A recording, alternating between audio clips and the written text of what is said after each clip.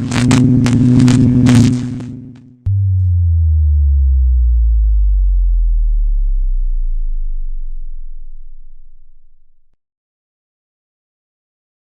Adam bisa dengar suara saya?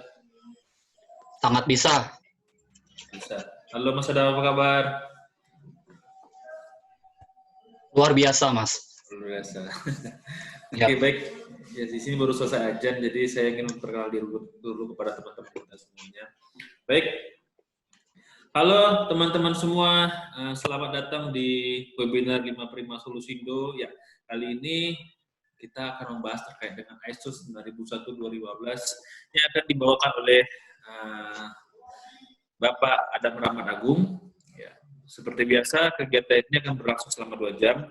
Sebelumnya, saya ingin memperkenalkan diri terlebih dahulu. Nama saya Ivan Mirza.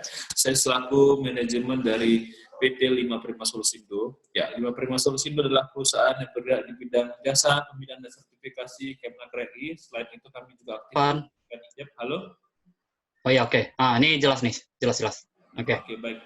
Saya ulangi, kami dari 5 Prima Solusindo, perusahaan yang bergerak di bidang jasa, pembinaan dan sertifikasi Kementerian Tenagakerja dan juga BNSP. Selain itu kami juga aktif dalam memberikan awareness terkait dengan safety dan lain-lain. Lalu kegiatan webinar ini sudah kita jalankan selama 2 bulan lebih dan syukur sudah banyak mengikuti kegiatan yang baik ini. Tentunya dari teman-teman semua bisa memfollow Instagram dan Facebook kami di 5 Prima Solusindo. Nanti teman-teman semua bisa melihat apa saja sih yang sudah kami berikan terkait dengan webinar ini. Lalu juga nanti teman-teman silahkan follow YouTube kami, di subscribe 5 Prima Solusindo untuk dapat mengetahui terkait dengan webinar-webinar yang sudah kami laksanakan. Ya. Ya, kali ini terkait dengan ISO 9001-2015, kegiatan ini akan berlangsung selama 2 jam, dari jam 4 sore sampai dengan jam 6 sore. Nah, kegiatan ini akan dibagi menjadi 2 sesi. Yang pertama adalah sesi untuk memapar materi yang akan dibawakan oleh Bapak Adam Rahman Agung. Nah, kegiatan ini akan berlangsung selama 1,5 jam, dari jam 4 sampai dengan jam 5.30. Lalu nanti kegiatan berikutnya, sesi berikutnya adalah tanya jawab. Jadi teman-teman nanti silahkan klik kolom Q&A yang dari laptop, bisa mengklik kolom Q&A, atau yang dari chat, maksud saya dari handphone yang menggunakan mobile phone. Nanti teman-teman bisa klik kolom chat untuk menanyakan apa sih yang ingin teman-teman tanyakan terkait dengan ISO 9001-2015 ini. Nah, kegiatan akan dimulai pada pukul 16.00 ya. Oke, sebentar.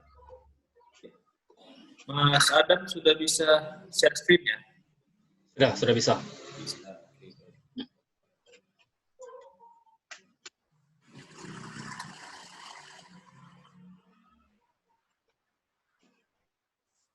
Oke, kita udah bisa mulai atau gimana?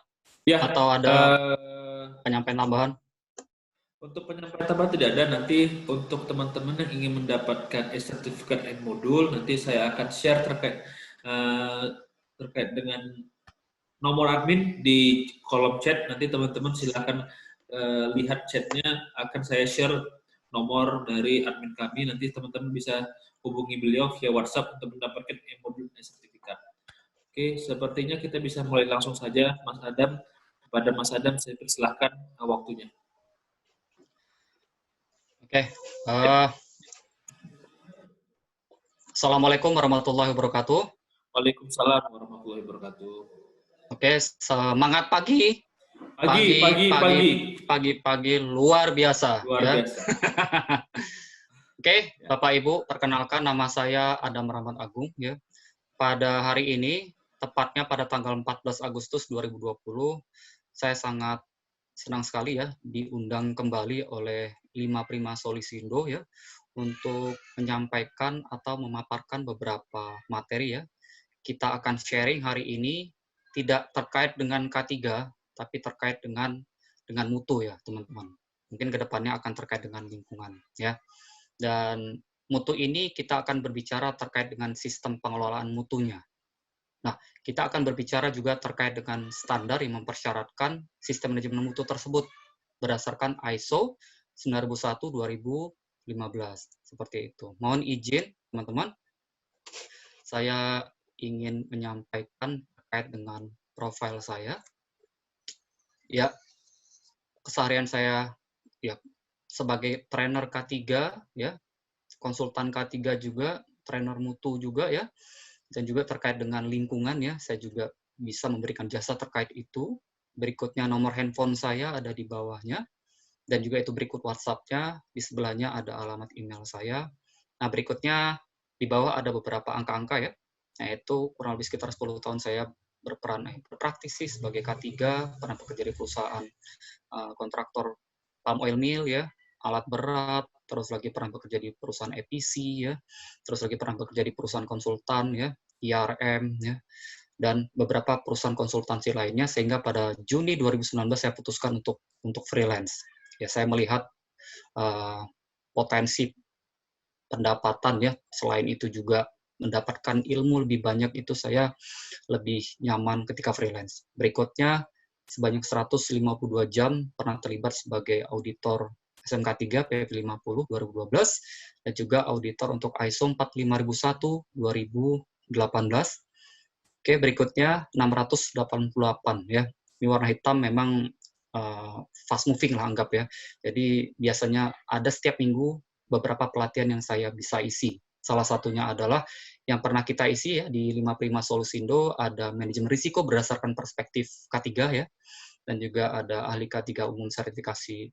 Oke, terkait materi itu di ahli K3 umum dan juga di sertifikasi BNSP untuk ahli K3 muda, dan juga ada pelatihan dan sertifikasi untuk insiden investigasi dan beberapa pelatihan awareness lainnya yang pernah saya isi terkait dengan ya ini sistem manajemen mutu ya, sistem manajemen lingkungan, dan beberapa awareness lainnya ya, termasuk ISE manajemen sistem, lockout tag out, terus lagi terkait dengan JSA, hiradisi ya, dan ada terkait dengan internal audit. Nah, itu beberapa pelatihan yang pernah saya isi. Berikutnya sebanyak 416 jam, sebenarnya ini sudah update di hari ini ya, tadi ada setengah mendes berarti 4 jam ya. Itu berarti 420 jam saya sudah pernah terlibat sebagai konsultan, salah satunya SMK 3 PP50, ISO 45001, ISO 9001, dan ISO 14001, seperti itu. Oke, di bawahnya ada kompetensi saya, ahli K3 umum sertifikasi Kemenaker, train of trainer di bidang kelembagaan dan SMK 3, lead auditor IRKA ISO 9001 2015, dan ISO 45001 2018, auditor SMK 3 PP50 2012 ya, dan juga ada insiden investigator sertifikasi BNSP, seperti itu. Oke, kali ini kita tidak bahas safety moment ya. Kita bicara mutu, kita langsung saja kepada ISO ya. Beberapa ya bukan beberapa bulan ya, baru sebulan yang lalu atau 2 bulan yang lalu ya. Nah, saya pernah mengisi juga di 55 Solusindo terkait dengan ISO 45001. Secara apa ya? Secara terminologi atau secara daripada namanya, nah ini ISO adalah berupa panggilan sebenarnya, teman-teman. Nama gitu kan ya. Jadi ruhnya diambil adalah diharapkan sama gitu kan ya. Tapi memang awalnya adalah dari ISO seperti itu. Jadi ada peralihan menjadi nama ISO gitu kan ya. Diharapkan kedepannya ini akan lebih mudah dikenal oleh khalayak ramai gitu kan ya. Dan kita ketahui di sini berdasarkan slide ini, ISO ini berdiri pada tahun 1947 yang berbasis di Jenewa, Swiss, dan juga anggotanya kurang lebih sekitar ada 164 negara, dan terdiri dari 250 technical committee ya. Kalau nggak salah yang technical committee untuk ISO 9001, ISO TC 175 atau 176 ya. Mohon dikoreksi nanti. Berikutnya mengembangkan dan mempublikasikan standar internasional ya, dan salah satunya adalah ISO 9001 2015 yang hingga saat ini masih yang terupdate. Berikutnya lebih dari 19.000 standar internasional meliputi aspek bisnis dan teknologi seperti itu. Oke. Ya. Sepertinya saya harus memindahkan ini. Oke. salah satu produk atau standar yang sudah diterbitkan adalah ISO 14001 2015 ya, terkait dengan sistem manajemen lingkungan ya. Berikutnya ada ISO 22000 tahun 2005 ya, terkait dengan sistem manajemen keamanan pangan, food safety management system ya. Berikutnya ada ISO 9001 2015 yang kita bahas hari ini adalah standar sistem manajemen mutu. Berikutnya ada ISO 27000 2005 ya, standar sistem manajemen keamanan informasi atau bisa kita singkat SMKI. Atau 37.000 kalau nggak salah terkait dengan anti bribery yang saat ini tren ya. Beberapa perusahaan badan usaha milik negara berupaya untuk mensertifikasikan perusahaannya untuk di sistem manajemen anti suap seperti itu. Kita langsung ke materinya terkait dengan ISO 9001 ya. Jadi ISO 9001 2015 ini adalah standar ya, bukan peraturan perundangan. Ini adalah standar ya. Beda sekali ketika kita bicara terkait dengan SMK 3 PP 50 itu adalah peraturan perundangan yang sudah mengatur perusahaan harus menerapkan SMK 3 gitu kan ya. Nah, ini kita bicaranya adalah standar. Artinya kalau standar berarti sukarela kan gitu ya. Setiap perusahaan diperbolehkan tidak menerapkan atau tidak disertifikasi terkait dengan ISO 9001 2015. Namun seiring berkembangnya waktu gitu kan ya, beberapa klien membutuhkan beberapa mitra kerjanya, semua mitra kerjanya harus tersertifikasi ISO 9001 2015. Yang mana dalam hal ini adalah untuk membuktikan bahwasannya semua mitra kerja mereka sudah distandarisasi, artinya sudah memiliki standar sistem manajemen mutu. Artinya baik jasa, baik produknya itu sudah standar. Standar apa? Standar internasional. Oke, standar sistem manajemen yang memuat seperangkat persyaratan-persyaratan. Artinya nanti ada di klausul 4 sampai dengan klausul 10 yang mana itu adalah persyaratan-persyaratan yang harus dipatuhi ya oleh perusahaan yang akan menjalankannya. Dan standar ini bersifat memang tertulis ya. Tertulis dalam arti tidak serta-merta hard copy, dia juga bisa berupa soft copy gitu kan ya, di mana persyaratan tersebut mendefinisikan praktik-praktik yang diakui ya. Artinya beberapa perusahaan-perusahaan secara internasional sudah mengakui bahwasannya standar ini adalah efektif untuk bisa dijalankan untuk kita comply terkait dengan requirement mutu. Oke, diterima secara universal, artinya dapat diterima oleh khalayak ramai, oleh beberapa perusahaan secara internasional ya, untuk memastikan, artinya memastikan perusahaan untuk memahami dan memenuhi. Nah, dalam hal ini ISO 9001 kita lebih fokusnya adalah kepada pelanggan melalui service atau ya produk yang kita berikan kepada mereka, gitu ya. Artinya diupayakan dengan kita menjalankan ISO 9001 pelanggan puas, gitu kan ya. Kita menghindari komplain pelanggan, walaupun risiko itu tetap ada, kan gitu ya. Kita bicara risiko dan peluang nanti terkait itu di klausul 6. Oke, namun untuk materi hari ini saya nggak bahas klausul per klausul ya teman-teman. Jadi jika nanti ada pertemuan berikutnya kita akan bahas terkait klausul-klausul, nanti akan kita berikan ruang untuk itu. Namun untuk selama 2 jam ke depan ini kita akan berbicara secara umum ya terkait dengan apa itu sistem manajemen mutu berdasarkan ISO 9001 2015. Oke, jadi tujuan kita menerapkan ISO 9001 2015 adalah yang di sebelah kiri kita harapkan ya kita konsisten untuk memenuhi persyaratan. Artinya di samping persyaratan dari standar ini, kita juga akan diupayakan untuk memenuhi persyaratan dari apa? Kalau kita bicara terkait dengan klausul 4, yang mana di sana ada kebutuhan dan harapan gitu kan ya. Di sana biasanya beberapa perusahaan langsung kebutuhan dan harapan dijadikan sebagai persyaratan. Persyaratan apa? Banyak. Persyaratan dari pihak-pihak yang berkepentingan di sana. Pihak-pihak yang berkepentingan itu banyak. Bisa pekerja gitu kan ya, bisa klien, bisa vendor kita gitu kan ya, bisa LSM misalkan ya. Jadi ini diharapkan dalam kita menjalankan sistem manajemen mutu berdasarkan ISO 9001 2015 kita diharapkan memiliki konsistensi terhadap semacam mematuhi persyaratan yang diharapkan seperti itu. Berikutnya dengan kita konsisten untuk memenuhi persyaratan tersebut, kita bisa meningkatkan kepuasan pelanggan, gitu kan ya. Artinya tidak hanya satu kali kepuasan pelanggan kita peroleh, tapi ya continuous improvement. Setiap tahun gitu kan ya, setiap ada jasa yang kita berikan kepada klien A, klien B, klien C, nanti diharapkan setiap kita memberikan jasa, produknya itu diupayakan adalah pelanggan itu meningkat kepuasannya, seperti itu ya. Ya, kalau kita naik tangga terus meningkat ya, walaupun nanti ada beberapa ya fluktuasi gitu kan ya, semangatnya ketika perusahaan menerapkan sistem manajemen gitu kan ya, fluktuasi, sehingga memang standar ini diupayakan untuk mengkonsistensikan itu. Artinya adalah apa ya, untuk membuat grafiknya agar landai, tidak terjadi semacam suatu kegagalan. Artinya tidak ada, ya diharapkan adalah oke, meminimalkan komplain pelanggan seperti itu. Oke, berikutnya kita manfaat menerapkan ISO 9001/2015.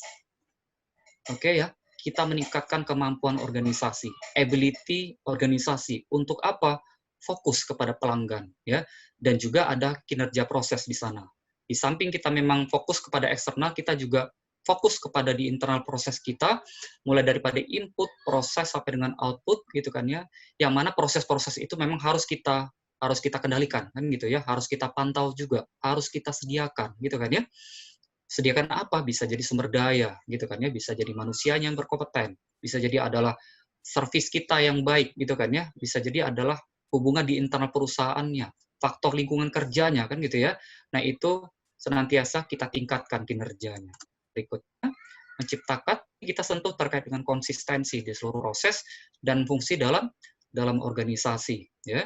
Dan berikutnya adalah memperkuat hubungan antar organisasi, antar perusahaan gitu kan ya, atau bisa di internal perusahaan, bisa di eksternal perusahaan. Artinya di sini ada pemasok yang sebelumnya di versi 9001/2008 istilah pemasok. Nah, di versi 2015 ada istilah penyedia eksternal ya. Walaupun perusahaan masih menggunakan istilah pemasok ini, masih diperbolehkan juga untuk memakainya di versi yang 91/2015 terkait dengan penyedia eksternal. Meningkatkan kesadaran organisasi. Oke, di klausul 73 ya, terkait dengan awareness. Artinya perusahaan juga diupayakan terhadap pekerjanya untuk aware ya, terkait dengan pengelolaan risiko dan peluang. Oke, awareness berada di 73, tapi terkait dengan pengelolaan risiko, penentuan risiko dan peluang itu berada di klausul 6. Nah, diharapkan ketika perusahaan menerapkan ISO 9001/2015 dapat meningkatkan pengetahuannya terkait dengan risiko dan peluang yang ada di tempat kerjanya, baik di HO ataupun di warehouse, dan sesuai dengan ruang lingkup yang sudah ditetapkan oleh perusahaan yang akan disertifikasi, seperti itu. Menyediakan kepercayaan bagi pelanggan, artinya trust gitu kan ya, dari pelanggan kepada anggap kita sebagai perusahaan, dalam hal adalah ability, kemampuan gitu kan ya, dan komitmen organisasi. Artinya kalau kita bicara komitmen, kita ingat lagi yang berkomitmen di awal adalah siapa? Top management, kan gitu ya. Komitmen organisasi melalui top management untuk memenuhi kebutuhan mereka. Ya, kebutuhan siapa? Kebutuhan pelanggan. Berikutnya, meningkatkan kualitas proses pengambilan putusan. Artinya di sini semacam suatu persyaratan di sana di mana top management memiliki suatu peran, artinya melibatkan pekerja untuk bisa mengambil suatu keputusan ya, dalam hal berbasis daripada bukti yang ada di tempat kerja, seperti itu. Jadi evidence based approach ya, pendekatan berbasis bukti. Memfasilitasi tindakan peningkatan berkesinambungan. Kita ingat kalau di ISO 45001 ya, di SMK 3 terkait dengan perbaikan atau peningkatan. Nah, di 9001/2015 ada terkait dengan peningkatan berkesinambungan. Melalui strukturnya, melalui life cycle, melalui ISO cycle-nya, PDCA, Plan Do Check Action ya. Bukan plan do cuekin aja ya, bukan plan do cari alasan ya. Jadi artinya di sana ada di klausul 10 adalah peningkatan berkesinambungan. Meningkatkan kompetensi personil melalui klausul yang dipersyaratkan di sana adalah klausul 72 kan gitu ya, terkait dengan semua orang yang menjalankan sistem ini di beberapa posisi, di beberapa peran gitu kan ya, sebaiknya memang sudah berkompeten gitu kan ya, quality assurance-nya. quality control-nya, terus lagi HRD-nya gitu kan ya. Dan beberapa peran lainnya memang harus berkompeten dan memfasilitasi pelaksanaan pelatihan. Oke. Nah, pelatihan di sini kita bisa masuk di klausul 7 gitu kan ya, dan di sana ada terkait dengan kompetensi di klausul 72, di klausul 73 ada terkait dengan awareness gitu kan ya. Nah, di sana bagaimana perusahaan memastikan karyawan tersebut aware, peduli gitu kan ya, bisa melalui pelatihan gitu ya. Jadi PR top management untuk memberikan pelatihan kepada seluruh karyawannya ya, berdasarkan perannya, tanggung jawabnya untuk bisa comply ya, untuk bisa memenuhi harapan siapa, bisa internal perusahaan, bisa pekerja, bisa yang nggak kalah penting adalah pelanggan. Kita fokus kepada pelanggan dalam hal metode dan prosedur yang berkaitan dengan kualitas. Namun prosedur dalam hal ini sekali lagi kita bicara terkait dengan ISO Directive Part 1. Kita bicara juga informasi terdokumentasi. Tidak serta-merta dokumen tersebut berupa prosedur, bisa dokumen yang lain, kan gitu ya. Nanti akan kita bahas. Oke, menurunkan ketergantungan personil. Artinya, kita kaitkan tadi dengan klausul 72, dengan klausul 73, gitu kan ya, ada kompetensi, ada awareness, yang mana kesemua personil tersebut diupayakan sudah berkompeten. Artinya, semua orang ya, sudah memiliki tanggung jawab masing-masing, melalui klausul 5, sudah memiliki kemampuan masing-masing untuk menjalankan proses berdasarkan ISO 9001-2015, seperti itu. Jadi, nah, ISO 9001-2015 ini sebanyak ya 887.770 organisasi atau perusahaan di 161 negara telah mengimplementasikan ISO 9001 ya, teman-teman. Jadi ISO 9001 ini memang ISO yang standar yang paling banyak dikenal oleh perusahaan oleh di seluruh negara, di seluruh dunia seperti itu. Oke, berikutnya kita bahas yuk ya terkait dengan perjalanan daripada standar ISO 9001 ini ya. Jadi pertama sekali itu bukan ISO ya, jadi British Standard ya pada tahun 1979 melalui British Standard Institute ya pertama kali menerbitkan sistem manajemen mutu British Standard 5750 ya yang merupakan cikal bakal sebenarnya untuk penyusunan ISO 9001 untuk tahun versi saat itu adalah 1987. Nah, berikutnya ISO menetapkan sistem manajemen mutu versi 1987 ya, yang mana di sana terdapat 20 elemen, teman-teman. Dan memang dianggap yang paling sesuai untuk sektor manufaktur saat itu. Oke. Berikutnya pada tahun 1994, ISO kembali merevisi ya ISO 9001 sistem manajemen mutu dengan perbaikan minor ya. Jadi tujuannya saat itu adalah untuk meningkatkan artinya ada ruh di sana gitu kan ya terkait dengan awalnya adalah correction itu kan ya menjadi preventive action atau corrective action ya. Sehingga penekanan kepatuhan terhadap prosedur saat itu memang perlu ditetapkan. Jadi harus buat SOP gitu kan ya. Organisasi harus mematuhi SOP tersebut, gitu kan ya. Nah, itu di ruhnya di versi 1994, ya. Nah, atas dasar itu ya, maka beberapa praktiknya di lapangan ditemukan beberapa kelemahan yang tadi saya sudah jelaskan, gitu kan ya. Serta-merta perusahaan, harus menjalankan suatu pemeriksaan barang, gitu kan ya. Melakukan pemeriksaan proses atau inspeksi terkait di prosesnya. Namun, itu tadi ketika berbasis terkait dengan dokumen gitu kan ya jadi organisasi itu lemahnya disibukkan oleh yaitu tadi membuat semacam suatu dokumen gitu kan ya membuat suatu rekaman yang saat itu menjadi hal yang sangat penting dipatuhi oleh perusahaan. Jika itu tidak dijalankan maka bisa menjadi temuan yang dianggap adalah mayor seperti itu ya. Berikutnya selanjutnya pada tahun 2000 ya, ISO kembali merevisi ya.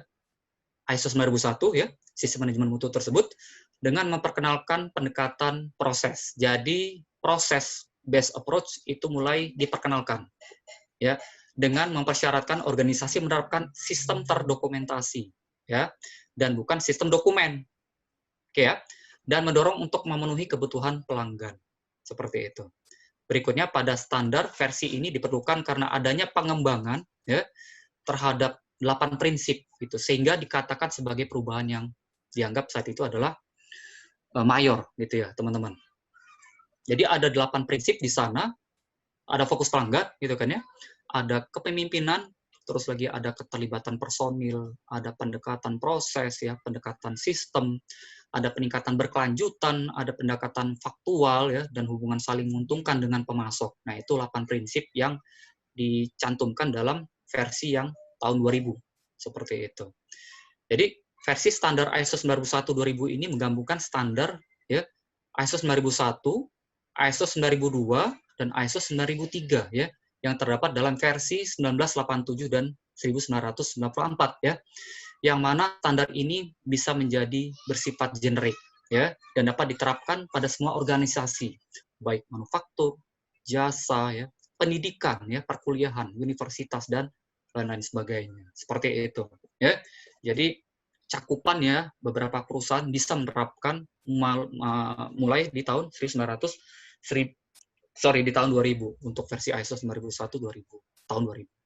Oke, selanjutnya ya, pada tahun 2008 ISO kembali merevisi standar sistem manajemen mutu tersebut ya, ISO 9001 ya, melalui perubahan minor. Jadi artinya di sini ISO 9001 versi 2000 ya, yang awalnya memperkenalkan pendekatan proses, mereka mulai mendorong perusahaan untuk melakukan aktivitasnya berdasarkan pendekatan proses. Oke, ini mendorong gitu kan ya. Oke, berikutnya mulai pada tahun 2015 ISO mengadopsi ISO Directive Part 1 ya, yang kita tahu bersama, kita sudah bahas bersama juga terkait dengan Annex SL di sana ya, yang mana di sana ada high level structure ya, yang mana nanti diupayakan setiap atau semua standar, baik terminologinya itu bisa sama, susunannya juga sama, walaupun nanti di klausul 6, klausul 8, klausul 10 mempunyai disiplin standar yang berbeda, seperti itu. Oke, berikutnya tadi kita berbicara terkait dengan pendekatan proses ya, yang mana di versi yang 2008 ISO mendorong perusahaan dalam melakukan aktivitasnya melakukan pendekatan secara proses, mendorong ya untuk itu. Nah, berikutnya di 2015 ISO mulai mewajibkan perusahaan untuk menjalankan aktivitasnya berdasarkan pendekatan proses. Ini bersifatnya sudah wajib seperti itu, teman-teman. Oke, berikutnya di tahun 2002X, oke? Ini nggak tahu kapan, tapi setiap 5 tahun standar ISO ini direview oleh mereka, oleh technical committee yang mengurus atau mendevelop, yang bertanggung jawab untuk mendevelop daripada ISO 9001 ini, ya. Jadi saya pernah baca di Twitter bahwasannya ISO sudah mulai menerbitkan semacam suatu feedback kepada seluruh perusahaan di seluruh dunia untuk perusahaan-perusahaan tersebut memberikan suatu feedback kepada ISO sebagai referensi mereka untuk mereview terkait dengan ISO 9001-2015 ini. Jadi ke depannya memang akan dilakukan revisi. Kita nggak tahu revisi mayor kah atau minor, itu tergantung daripada feedback yang diberikan oleh perusahaan yang ada di seluruh dunia. Seperti itu, teman-teman. Oke. Berikutnya, kita berbicara terkait dengan perubahan utama dalam standar ISO 9001 versi 2015 dibandingkan dengan ISO 9001 versi 2008. Yang mana di sana ada perubahan terminologi atau istilah, ya. Berikutnya ada perubahan struktur mengadopsi dari ISO Directive 1 ya. Yang mana di sana ada Annex SL-nya, itu kan ya, ada high level structure-nya. Berikutnya tidak ada persyaratan prosedur terdokumentasi, teman-teman. Ya. Berikutnya ada tambahan persyaratan konteks organisasi di klausul 4 ya, kalau kita ingat bersama ketika kita bahas ISO 45001. Nah, di ISO 9001 juga ada persyaratan konteks organisasi dan juga ada persyaratan pihak yang berkepentingan. Bedanya dengan ISO 45001 ada penambahan kata pekerja di sana. Kan gitu ya, kalau ini kata pekerjanya tidak ada persyaratan pihak yang berkepentingan. Walaupun nanti di internal perusahaan iya, boleh ditetapkan pihak yang berkepentingan itu adalah karyawan. Gitu ya. Berikutnya adalah informasi terdokumentasi, kita akan bahas nanti. Berikutnya tidak terdapat persyaratan untuk manual mutu. Ya. Di sini perusahaan tidak diwajibkan membuat manual mutu. Oke. Karena terhadap penggunaan pemikiran berbasis risiko, ya. Dan juga di sana ada terminologi baru terkait dengan peluang, gitu kan ya. Dan juga ada persyaratan tindakan pencegahan telah dihilangkan. Artinya pencegahan dihilangkan dipindahkan ke klausul 6 yang mana di sana ada suatu pengelolaan risiko atau manajemen risiko yang mana di sana ada penentuan risiko dan peluang seperti itu. Berikutnya tidak memuat persyaratan manajemen representatif ya. Lebih menekankan kepemimpinan manajemen puncak. Artinya ketika di sini tidak disyaratkan manajemen representatif, tapi perusahaan masih diperbolehkan dengan syarat ya. Manajemen representatif mundur 1 langkah, top manajemen maju 2 langkah. Artinya tetap di depan adalah top manajemen. Tapi ketika prakteknya di lapangan gitu kan ya, seringkali top manajemen mempunyai mobilitas yang tinggi gitu kan ya. Sehingga peran MR ini beberapa perusahaan masih belum betul-betul mandiri gitu kan ya, sehingga masih tetap dibutuhkan. Maka jika masih tetap dibutuhkan, maka perusahaan harus menetapkan SK-nya. Oke, menetapkan juga tanggung jawabnya di sana. Ruang lingkup sistem manajemen mutu dan pengecualian. Kita akan bahas nanti. Berikutnya pengetahuan organisasi, ada di klausul 7. Berikutnya ada prinsip-prinsip sistem manajemen mutu, ya. Nanti akan kita bahas. Berikutnya, oke, kita bahas langsung kepada terminologi perubahan. Di sana ada versinya 91/2008 dengan 2015 terkait dengan produk. Jadi pada versi yang 2008, perusahaan masih rancu ya, menentukan yang mana sih jasa, yang mana sih barang, ya.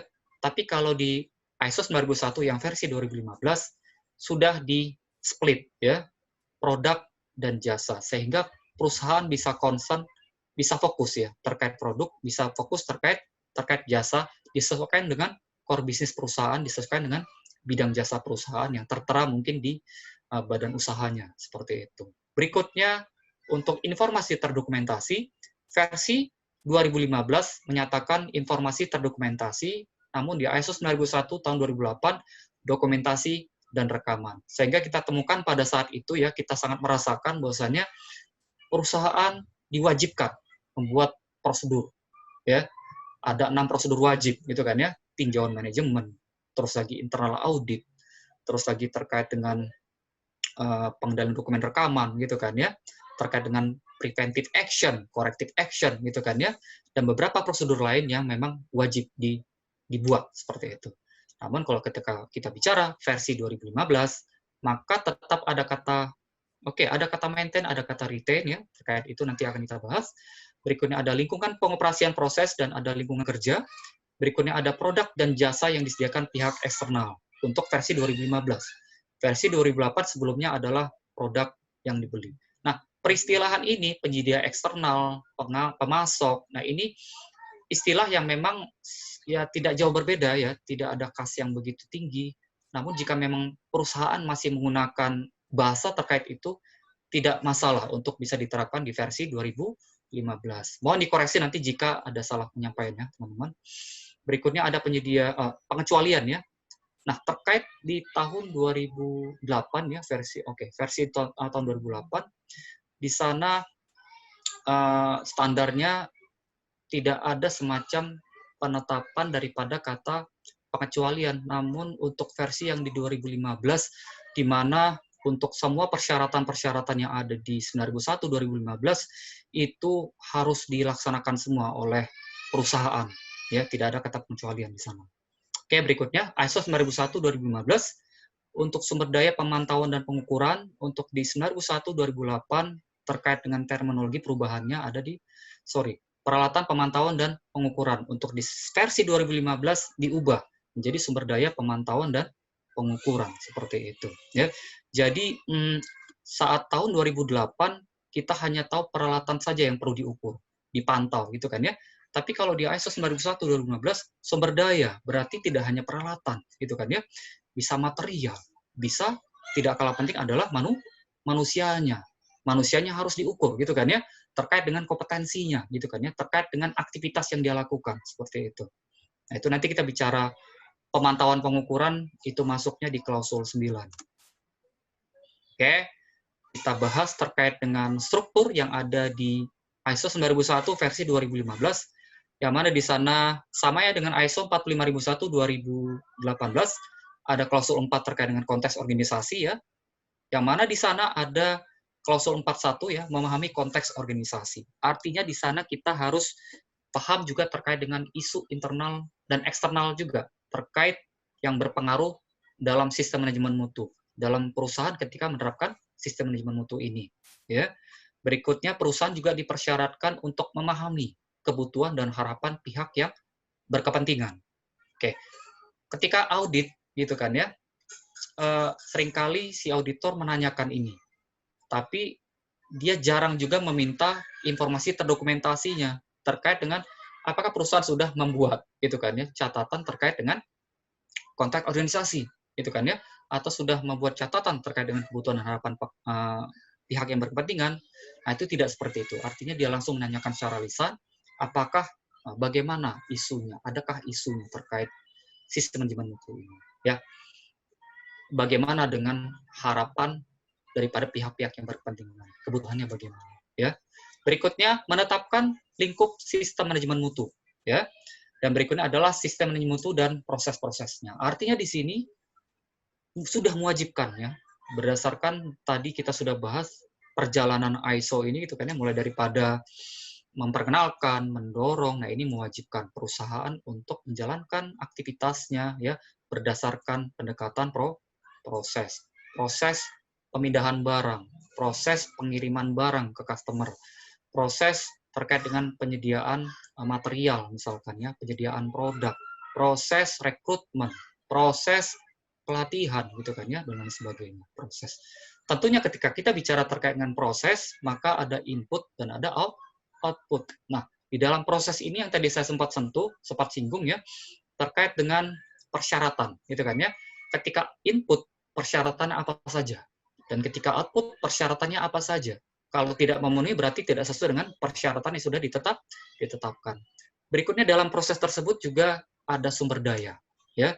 Sumber daya tersebut seperti apa gitu kan ya. Nah, itu memang harus ditetapkan oleh perusahaan, baik manusianya, baik juga barang ataupun peralatannya. Seperti itu, teman-teman. Oke. Berikutnya kita bicara di klausul 5. Klausul 5 berbicara terkait dengan kepemimpinan, yang mana di sini banyak perannya adalah di top manajemen, di manajemen puncak.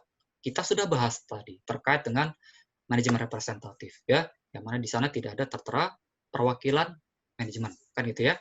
Nah, dalam hal ini top manajemen diharuskan untuk berkomitmen untuk menjalankan sistem manajemen mutu ya berdasarkan ISO 9001/2015.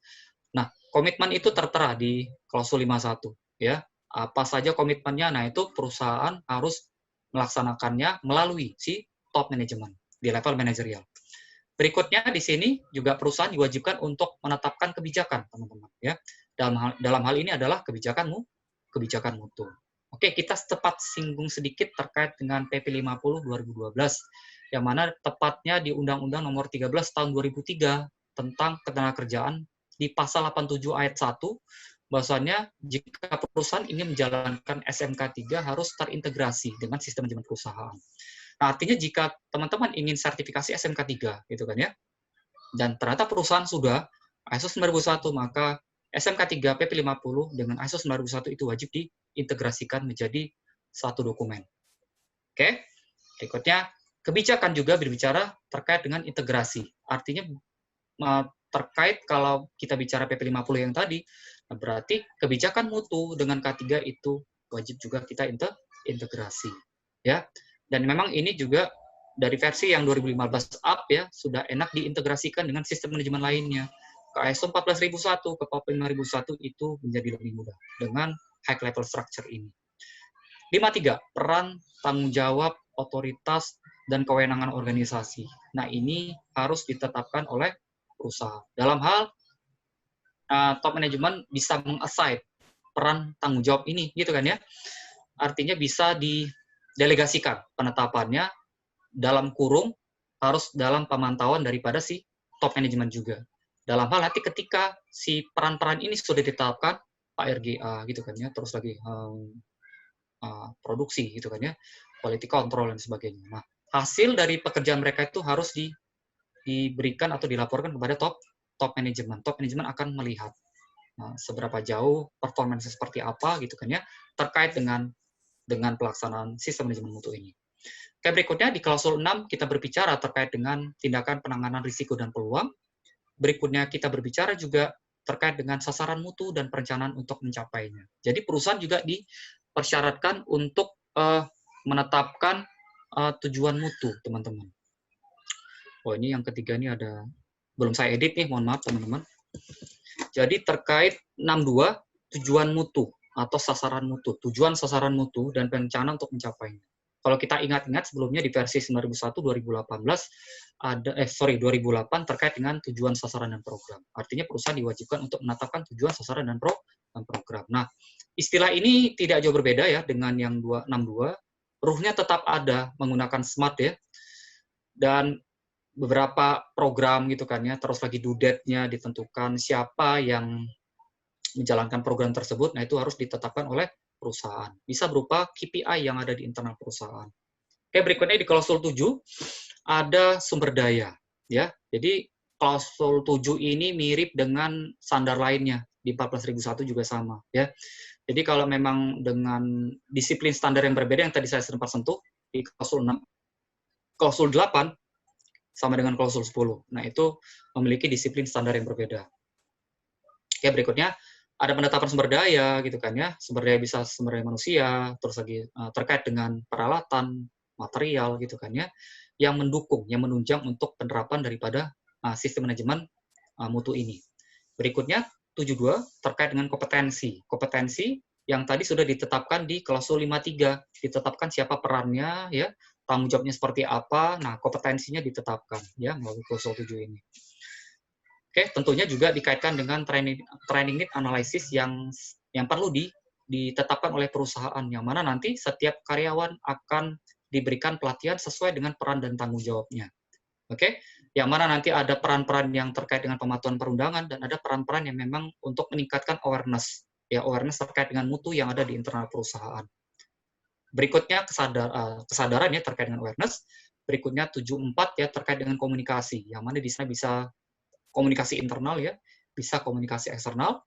Dan berikutnya adalah 75, informasi terdokumentasi. Artinya ketika kita bicara informasi terdokumentasi melalui versi 2015 ke atas, maka ada kata maintain and retain gitu kan ya kalau di bahasa Inggrisnya. Maintain memelihara, retain menjaga gitu kan ya, memelihara dokumen dan menjaga catatan ya yang ada di internal perusahaan. Ketika perusahaan sudah menetapkan itu, maka ditetapkan personilnya juga untuk mengontrol itu, mengontrol dokumennya. Nah, setiap departemen juga ditetapkan siapa yang mengontrol catatan, seperti itu ya.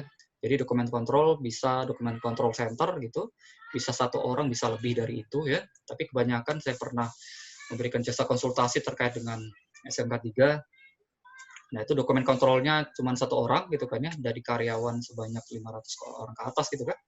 Nah, itu dokumen, record-nya atau kontrol rekamannya itu masing-masing departemen tersedia, seperti itu. Oke, artinya kalau kita bicara terkait dokumen adalah dokumen yang bisa dokumen yang bisa direvisi, tapi kalau catatan adalah suatu catatan memang tidak bisa direvisi. Berikutnya klausul 8.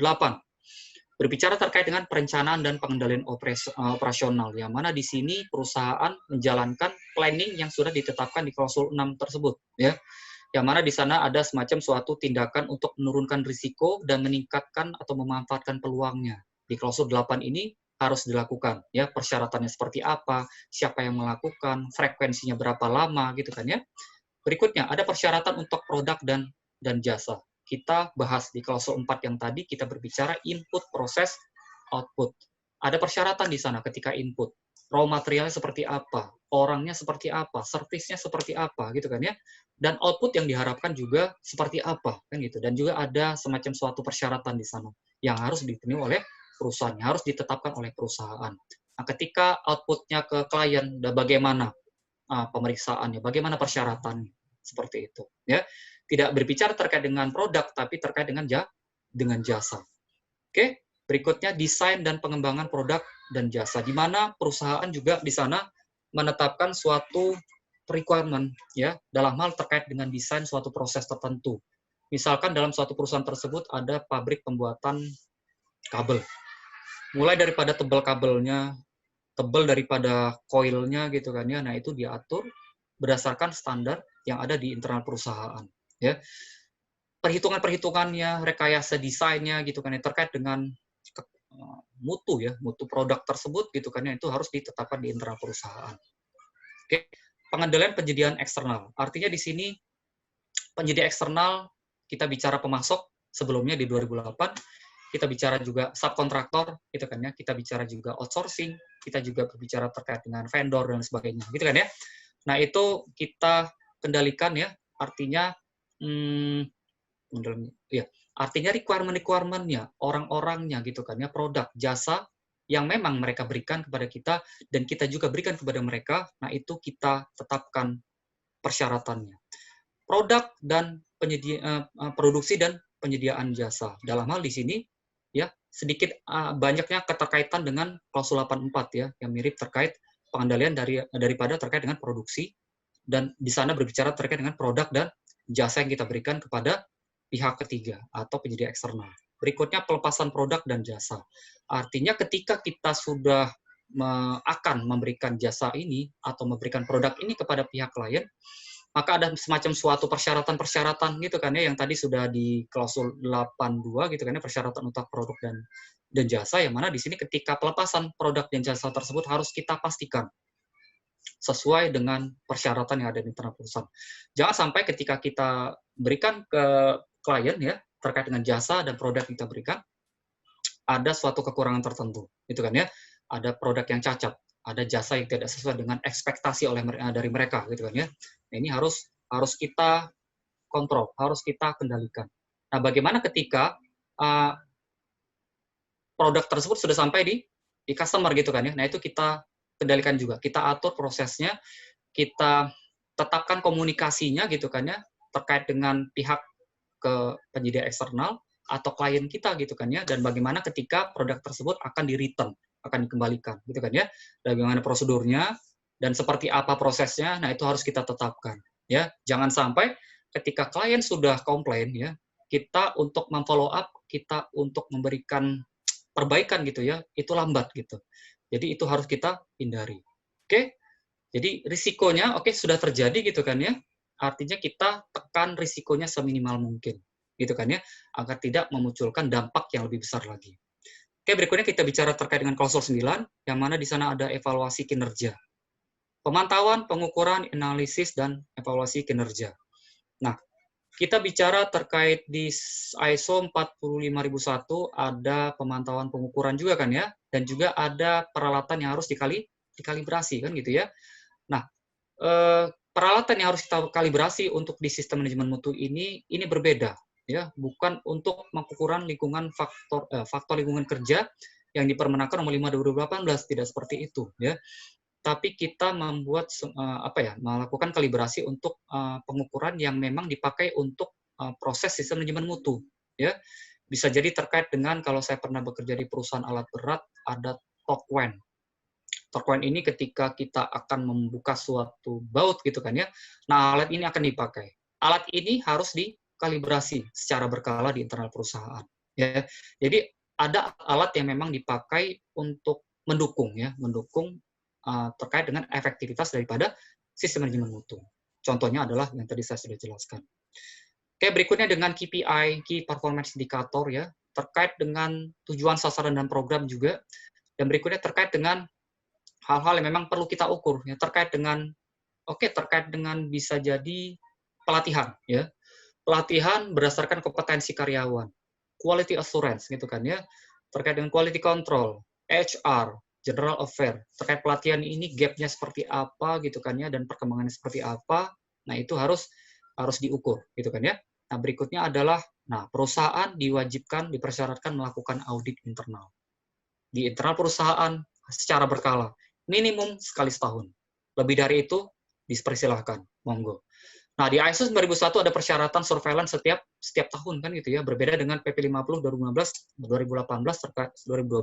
terkait dengan SMK 3 yang mana auditnya dilakukan setiap 3 tahun sekali. Walaupun ya, itu pihak eksternal ya, tapi kalau ya, internal harus dilakukan setiap 1 tahun sekali. Oke.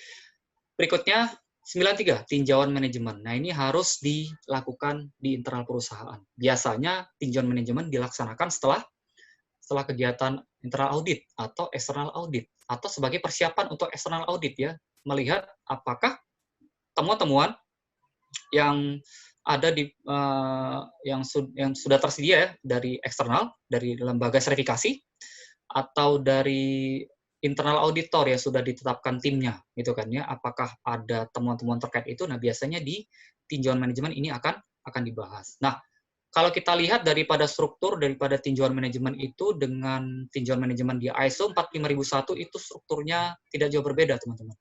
Jadi akan juga dibahas terkait dengan temuan internal audit. Dibahas juga terkait dengan risiko dan peluang, gitu kan ya. Dibahas juga, nah di sini bicaranya adalah kepuasan pelanggan kan gitu ya, atau komplain pelanggan misalkan. Kalau di ISO 45001 bicaranya adalah terkait dengan investigasi kecelakaan kan gitu ya. Nah, di ISO 9001 bicaranya terkait dengan kepuasan pelanggan atau komplain pelanggan gitu kan ya, terkait dengan sumber daya. Nah, itu akan dibahas di kegiatan tinjauan manajemen. Nah, semua rincian-rincian itu berbunyi atau terstate di klausul 93. Oke, berikutnya di klausul 10 ada peningkatan, ada umum di sana dan juga ada, oke mohon maaf ini saya belum hilangkan ya. Insiden ini tidak ada di klausul 10 ISO 9001 tapi ada kata ketidaksesuaian dan tindakan korektif ya. Jadi setiap ketidaksesuaian yang ada di internal perusahaan harus dicari akar permasalahannya dan akar penyebabnya ya. Dan juga ada tindakan korektif yang harus ditetapkan oleh perusahaan agar masalah ini ya tidak terulang. Misalkan barang sudah terlanjur sampai ke lokasi customer komplain gitu kan ya. Nah, artinya jangan sampai untuk next-nya kejadian ini terulang kan gitu ya, dengan tragedi yang sama, dengan kasus yang sama seperti itu. Berikutnya sama ya dengan ISO 45001 ada 10.3 peningkatan berkesinambungan seperti itu. Oke. Kita bahas terkait dengan high level structure ya, perbedaan dengan 9001 2008 yang mana di 2008 ada persyaratan dari nomor 4 sampai dengan nomor 8, ada asis manajemen mutu, tanggung jawab manajemen, penyediaan sumber daya, realisasi produk ya, pengukuran, analisis dan peningkatan. Ya, ISO 9001-2015 mengadopsi Annex SL ya, ISO Directive Part 1, yang mana di sana ada high level structure. Ya, dari klausul 1 sampai dengan klausul 3 itu bukan persyaratan. Dan berikutnya klausul 4 sampai dengan klausul 10 yang tadi kita sudah bahas itu adalah persyaratan yang akan diaudit. Oke, dalam klausul dalam standar ini juga ada lampiran A, lampiran B dan ada bibliografinya seperti itu. Oke. Dalam ISO 9001-2008 ya, mempersyaratkan organisasi harus memiliki ya 6 dokumen prosedur wajib lah bahasanya kan itu ya, secara terdokumentasi, ditandatangani oleh top management gitu kan ya. Untuk versi 91-2015 tidak mempersyaratkan organisasi menyusun dokumen prosedur-prosedur tersebut. Artinya tidak berupa SOP, tak ada masalah. Tapi dokumen proses, teman-teman. Dalam hal di sana bisa, oke, ada flowchart-nya, terus lagi ada input, output-nya gitu kan ya. Dan berikutnya catatan di sana. Catatan juga harus ditetapkan ya. Artinya seperti apa formnya gitu kan ya. Seperti apa bentuknya, nah itu harus ditetapkan ya, sehingga sebagai guidance ya, sebagai suatu bukti ya terkait dengan sistem manajemen mutu, penerapan sistem manajemen mutu seperti itu. Dari guidance yang sudah ditetapkan, guidance itu adalah tadi dokumen proses. Berikutnya ruang lingkup. Semua persyaratan dalam standar ISO 9001-2015 dimaksudkan untuk semuanya diterapkan, teman-teman. Organisasi dapat melakukan pengecualian jika tidak mempengaruhi kemampuan atau tanggung jawabnya untuk memastikan kesesuaian produk dan layanan dan peningkatan kepuasan pelanggan. Jadi ada beberapa proses yang dianggap bisa dikecualikan dalam hal tidak mengurangi tanggung jawab terkait dengan pemenuhan daripada sistem manajemen mutu, tidak mengurangi kualitas atau kinerja daripada sistem manajemen mutu. Berikutnya ada informasi terdokumentasi. Tadi kita sudah tentu juga terkait dengan organisasi memaintain, memelihara informasi terdokumentasi. Berikutnya untuk yang versi 2008 itu menyatakan ada bahasa dokumen gitu kan ya, di 2001-2008. Berikutnya di kata retain, ada kata penyimpan atau menyimpan informasi terdokumentasi. Nah, ini istilah yang versi sebelumnya di 2008 adalah catatan atau rekaman. Jadi istilahnya baru rasa lama gitu kan ya, tapi bahasa prosedur itu tidak serta-merta dipakai lagi gitu teman-teman. Tapi masih bolehkah perusahaan menggunakan kata prosedur atau SOP? Ya masih boleh gitu. Tapi yang penting adalah itu harus dipelihara. Catatannya harus di-retain, harus disimpan. Nah, ketika nanti ada suatu audit gitu kan ya, ada pemeriksaan dari pihak ketiga gitu kan ya, yang membutuhkan memang dokumen disimpan dianggap sampai 10 tahun misalkan ya. Contoh mungkin di ISO 45001 terkait dengan medical check up, yaitu ya paling sedikit 10 tahun gitu disimpan, maka seringkali ketika terjadinya kecelakaan kerja gitu kan ya, penyakit akibat kerja, penurunan pendengaran, nah itu bisa diinvestigasi gitu kan ya. Nah, bukti daripada hasil medical check up itu bisa dipakai seperti itu. Begitu juga dengan mutu, ya. Artinya perusahaan mengatur catatannya disimpan berapa lama. Nah, itu disesuaikan juga dengan peraturan perundangan yang mengatur terkait dengan lamanya disimpan terkait dengan catatan tersebut. Oke, berikutnya konteks organisasi kita sudah bahas juga tadi terkait dengan klausul 4 ya, di mana di sana perusahaan dipersyaratkan untuk menentukan isu-isu ya di dalam konteks organisasi ya, dan juga ada persyaratan pihak-pihak yang berkepentingan ya, yang tadi saya sudah sentuh juga terkait dengan bisa karyawan ya, bisa klien, bisa vendor, subkontraktor, LSM ya, sebagai masukan dalam perencanaan sistem manajemen mutu ya. Artinya isu-isu ini ya, terus lagi kebutuhan dan harapan pihak-pihak yang berkepentingan ini harus ditentukan ya, karena ini berpengaruh, dapat mempengaruhi kinerja sistem manajemen mutu di internal perusahaan. Ya, ada beberapa tools-tools yang bisa dipakai ketika kita mengidentifikasi isu internal eksternal, bisa menggunakan PESTEL ya, politik, ekonomi, legal ya, teknologi ya, dan lain sebagainya. Dan kemudian ketika kita menentukan risiko dan peluangnya, kita bisa menggunakan analisis menggunakan SWOT ya. Oke, berikutnya isu-isu konteks organisasi dan persyaratan pihak yang berkepentingan ya, sebagai dasar dalam menentukan ruang lingkup sistem manajemen mutu.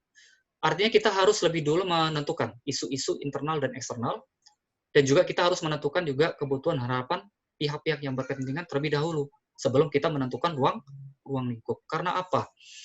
Ketika kita bicara terkait dengan penetapan ruang lingkup, kita akan memikirkan ruang lingkup atau daerah mana yang akan kita sertifikasi, cabang mana misalkan, atau site mana yang akan kita ikut terapkan sistem manajemen mutu. Ya, ketika nanti di sana ada isu misalkan di site A, site B, site C terkait mutu, ya, di lingkungan di sekitarnya, ada beberapa klien yang komplain gitu kan ya.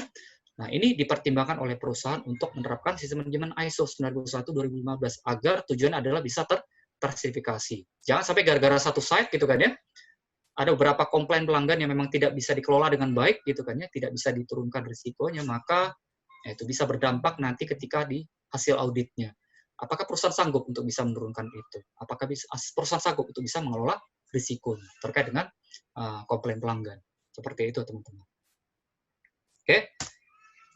Berikutnya, pengetahuan organisasi. Nah, di sini hal baru, mempertahankan pengetahuan yang diperlukan untuk proses operasional dan untuk mencapai kesesuaian produk dan jasa, serta memperoleh pengetahuan yang diperlukan. Itu dari di klausul 7 ya. Berikutnya ada manajemen representatif. Tadi saya sudah jelaskan ya terkait dengan MR, bahwasanya ketika teman-teman di perusahaan masing-masing masih menetapkan MR, maka tetapkanlah SK-nya, tetapkanlah tanggung jawabnya, tetapkanlah juga dia di mana di struktur organisasi tersebut ya. Dalam hal tetap tanggung jawabnya adalah kembali kepada top manajemen. Aplikasinya nanti bisa MR ini yang masih diperlukan ini akan turun ke lapangan. Itu bisa melakukan semacam suatu koordinasi gitu kan ya, pengelolaan, terus lagi terkait dengan pengendalian yang bisa memang mewakili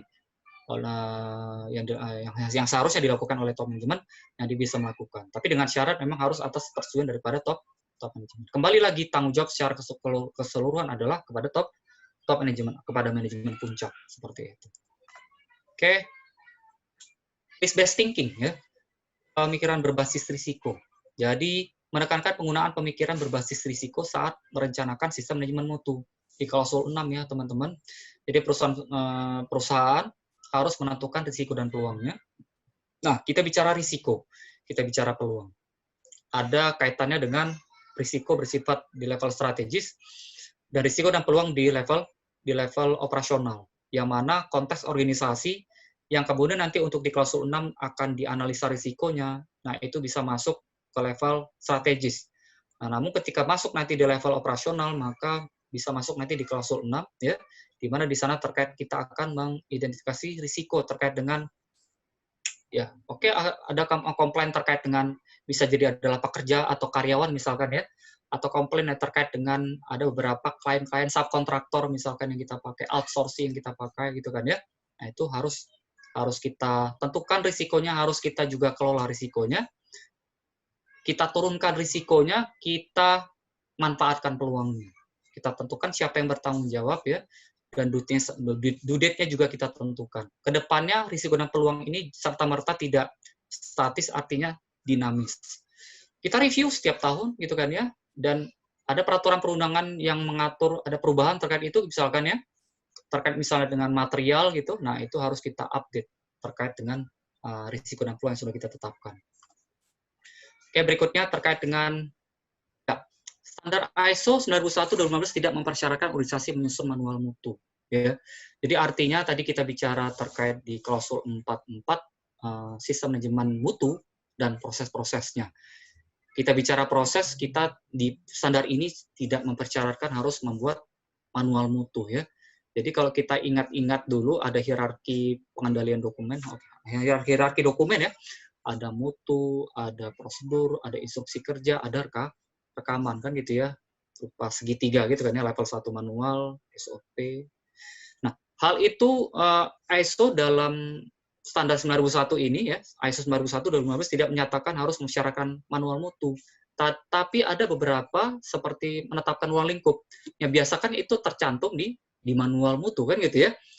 Boleh nggak kita masih memakai manual mutu? Ya masih diperbolehkan. Bahkan kalau misalkan kita pakai SMK 3 PP50, di sana ada manual SMK 3, maka manual mutu ini bisa kita integrasikan. Ya.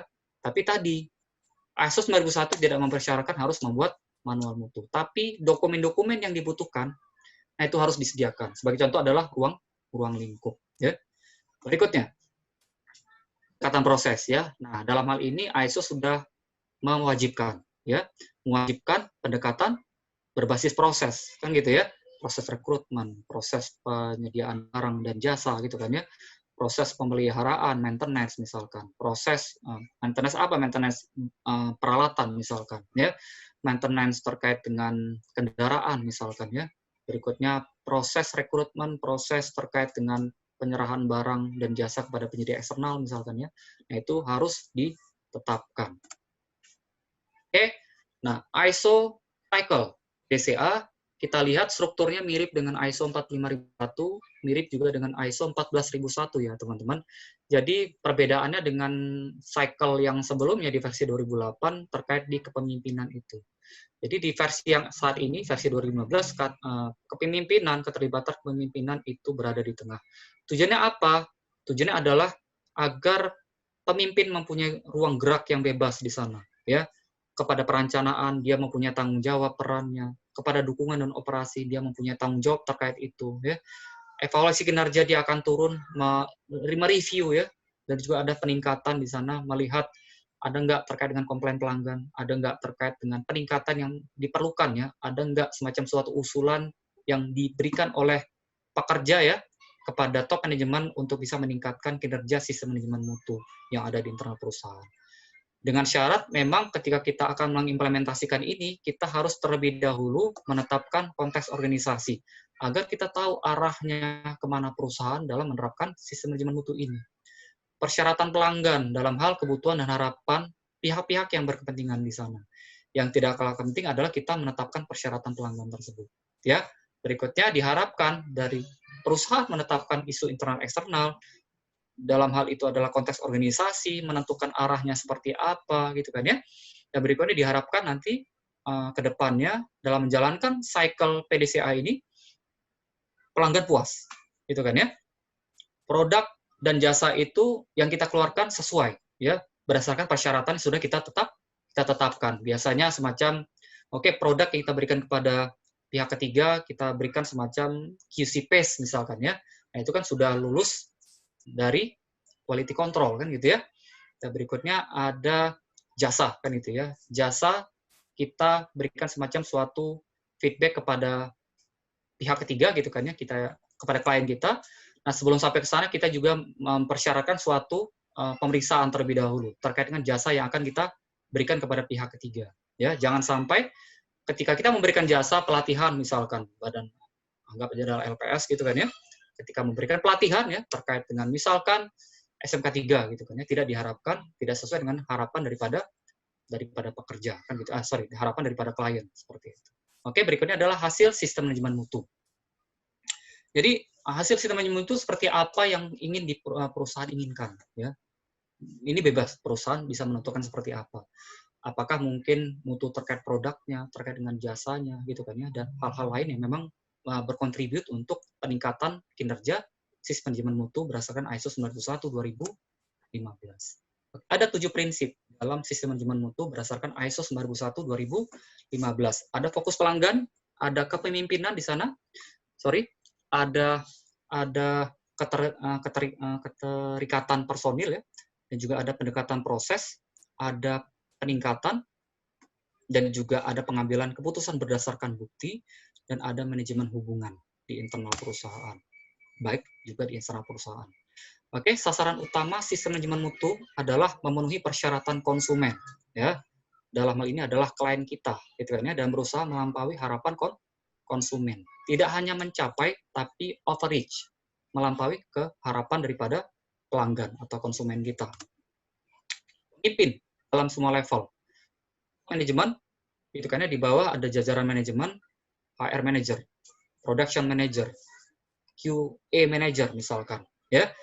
Menetapkan satuan tujuan dan arah. Artinya dari top manajemen menetapkan tujuan terkait mutu, di-split lagi masing-masing departemen, menetapkan tujuan mutu masing-masing, tetap mengacunya adalah sasaran mutu yang ditetapkan oleh top manajemen. Dan arah. Artinya arah tadi kita bicara strategis, level strategis yang menentukan arah organisasi. Klausul 4, itu kan ya. Serta menciptakan kondisi di mana personil terlibat dalam mencapai sasaran organisasi. Berikutnya keterikatan personil. Personil semua level yang berkompeten. Artinya di klausul 7 diupayakan semua personil berkompeten dalam menjalankan sistem manajemen mutu tersebut, ya. Dan itu bisa diketahui daripada record pelatihan, diketahui hasil terkait dengan gap analisisnya gitu kan ya, record pelatihannya bisa berupa sertifikat misalkan ya. Ya, dapat diberdayakan. Artinya orang-orang ini kita bisa libatkan di tujuan mutu dan perencanaan untuk mencapainya. Biasanya personil-personil ini siapa yang menjalankan program-programnya gitu kan ya, dan memiliki keterlibatan berperan penting ya dalam meningkatkan kapabilitas organisasi untuk menghasilkan dan menyediakan value, nilai perusahaan ya dalam memberikan produk dan jasa kepada pihak yang berkepentingan. Hasil yang konsisten. Harapkan tadi kita bicara pertama sekali konsistensi ya. Persyaratan ISO 91/2015 mempersyaratkan perusahaan ke depannya akan lebih konsisten dalam menjalankan daripada sistem manajemen mutu ini ya, persyaratan-persyaratannya, dan dapat diprediksi. Artinya kata prediksi ini kita bisa kaitkan dengan klausul 6, yang mana ada risiko dan peluang gitu kan ya, ada kemungkinan munculnya, ada keparahan yang akan diterima, sehingga kita bisa memprediksi ya seperti apa nantinya terjadi ketika kita sudah menetapkan risiko dan peluang ini ya.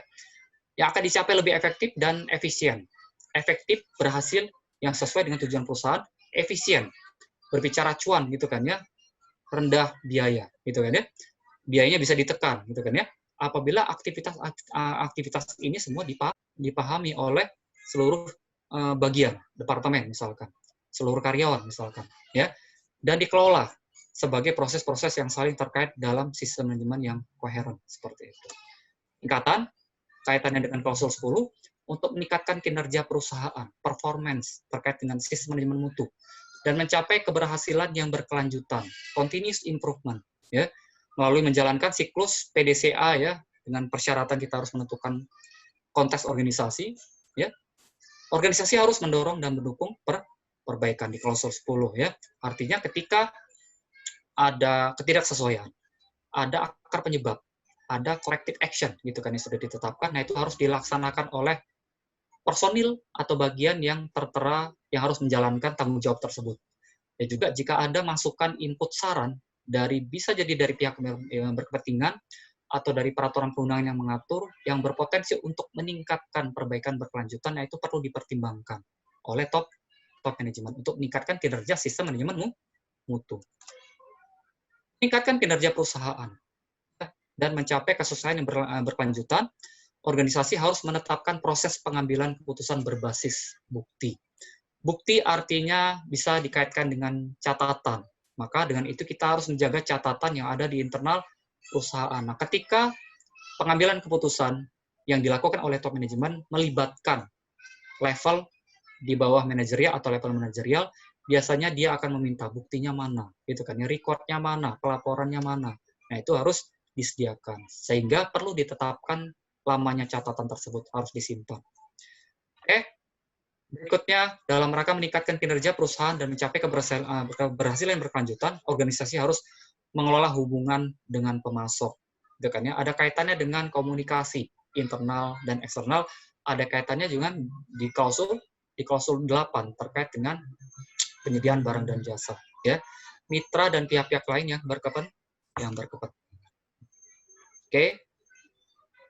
Perbedaan atau perubahan yang signifikan di sana dari versi 91/2008 dengan ISO 91/2015 adalah tadi kita sentuh berulang kali adalah NSSL, yang mana klausul 1 sampai dengan klausul 3 adalah bukan persyaratan, klausul 4 sampai dengan klausul 10 adalah persyaratan implementasi SNI ISO 91/2015. Artinya persyaratan-persyaratan inilah yang akan diaudit oleh lembaga sertifikasi. Ya.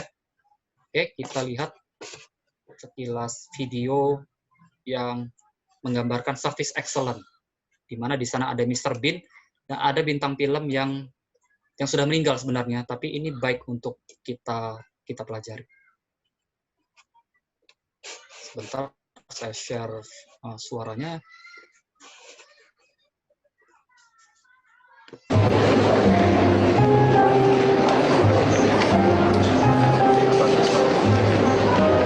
Sebentar, mungkin ini bahasa Inggris. Oh, nggak bisa.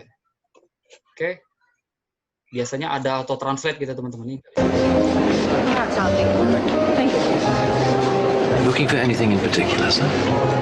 Yes, that necklace there, how much is it? It's £270. All right, I'll have it. Lovely. Would you like it gift wrapped? Yes, all right. Lovely. Let me just pop it in the box. There. Look, could we be quite quick? Certainly, sir. Ready in the flashiest of flashes.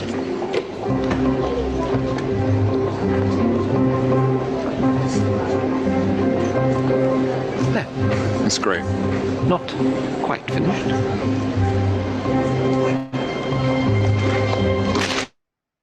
Actually, I don't need a bag. I'll just put it in my pocket. No, this isn't a bag, sir. Really? This is so much more than a bag.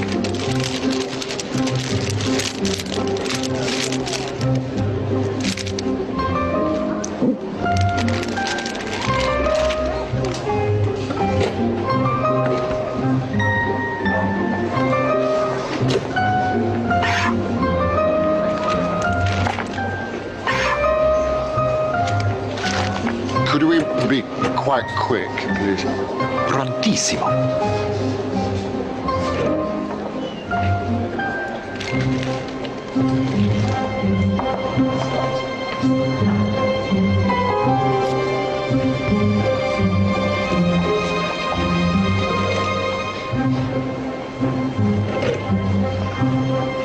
What's that?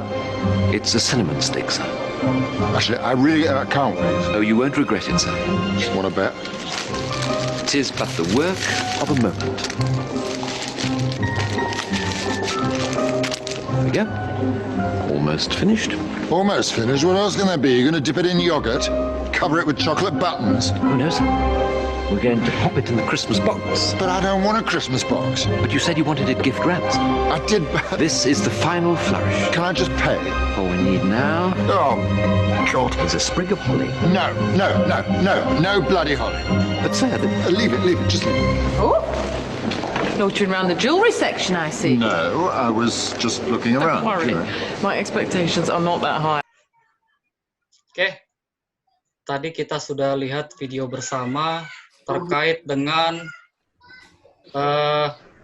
pelayanan jasa ya. Jasa diharapkan adalah excellence gitu kan ya, service excellent gitu. Kita pelajari bersama tadi kliennya tidak menginginkan sejauh yang diharapkan oleh Mr. Bean tersebut gitu kan ya. Dalam hal ini kita juga harus mempertimbangkan klien ini maunya apa gitu kan ya. Nah ini kalau kita kaitkan dengan persyaratan yang ada di internal perusahaan, yang mana kita terkadang pengen suatu cara yang memang high level gitu kan ya, tapi bisa jadi klien tidak menginginkan itu. Nah itu harus dipertimbangkan kembali.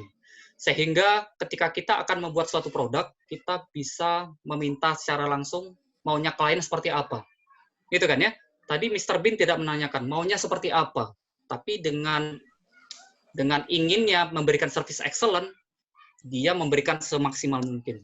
Tapi itu tadi, orang itu ingin memberikan suatu hadiah kepada istrinya, tapi dengan tidak diketahui saat itu gitu kan ya. Tapi pada akhirnya istrinya tahu, pada akhirnya si pelanggan tidak jadi membeli perhiasan tersebut gitu kan ya. Dia ngasih bunga, ngasih plastik, apakah itu yang diperlukan oleh pelanggan? Nah seperti itu. Jadi ini menjadi pertimbangan kita bersama kepada perusahaan ya, terkait kita menerapkan sistem manajemen mutu. Fokusnya adalah kepuasan pelanggan. Seperti itu. Terima kasih. Oke. Ya, baik. Terima kasih. Bang Ivan, silakan. Ya, baik. Terima kasih Ya, banyak nih. Oke, baik. Terima kasih banyak atas pemaparan materinya Mas Adam yang sangat luar biasa tentang ISO 9001:2015 ini. Suara saya bisa terdengar ya? Ya, kedengaran walaupun agak ada gangguan ya. Nggak apa-apa, boleh. Masih bisa saya tangkap. Oke, baik. Terima kasih ya. Ya, bagi teman-teman yang ingin bertanya terkait dengan materi yang sudah dipaparkan oleh Mas Adam Rahman Agung, silahkan klik tombol chat. Lalu silakan kirimkan pertanyaan teman-teman semua yang nanti akan kami bacakan satu persatu. Lalu apabila teman-teman yang menggunakan laptop bisa mengklik kolom Q&A. Jadi nanti teman-teman silakan mengklik kolom Q&A untuk bertanya terkait dengan ISO 9001:2015 ini. Lalu saya ulangi untuk teman-teman yang mau mendapatkan e-book dan sertifikat, silakan hubungi admin kami atas nama Fadil di nomor WhatsApp-nya di 0813 9614 0522. Nah, biayanya nanti akan diinfokan oleh Mas Fadil. Lalu juga teman-teman supaya tidak ketinggalan, ya untuk teman-teman agar tidak ketinggalan jadwal training kami, silakan follow Instagram kami di jadwal training LPS yang sudah saya info di chat. Lalu juga silakan follow juga 5 Primo Solusindo. Jadi nanti teman-teman bisa mendapatkan jadwal training dan juga jadwal webinar dari kami. Nah, sekali lagi untuk teman-teman yang ingin mendapatkan sertifikat dan e-modul, silakan hubungi admin kami atas nama Fadil, nomor WhatsApp 0813 9614 0522. Dan juga itu berikut sertifikat e-modul. Ya. Kami masih membuka sesi untuk teman-teman yang ingin bertanya terkait dengan ISO 9001:2015 ini. Ya, silakan teman-teman.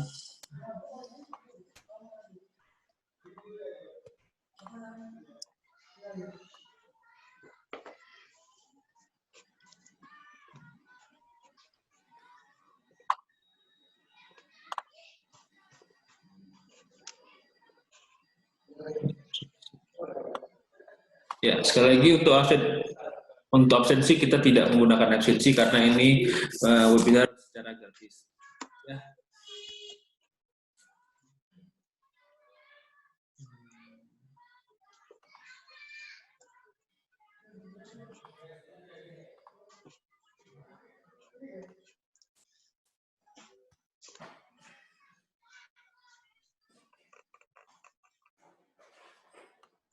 Oke, ada yang bertanya? Untuk sepertinya belum ada pertanyaan dari teman-teman semua. Ya, ya. Ya, kita tunggu 5 menit lagi. Untuk teman-teman Yap. semua, kalau misalnya belum ada pertanyaan, mungkin kita bisa tutup sesi ini ya, Mas Adam. Yap. Oh, ada yang bertanya tuh. Oh, masih belum ya? Masih belum. Masih ditunggu nih pertanyaan dari teman-teman semua terkait dengan ISO 91 2015.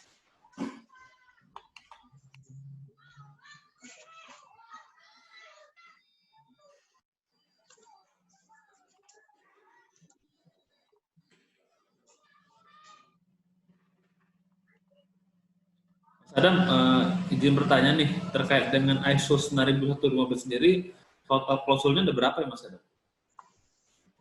Kalau kita kaitkan tadi dengan saya share ininya, saya nggak ngitung persis berapa klausulnya, namun tetap masih mengadopsi di high level structure-nya.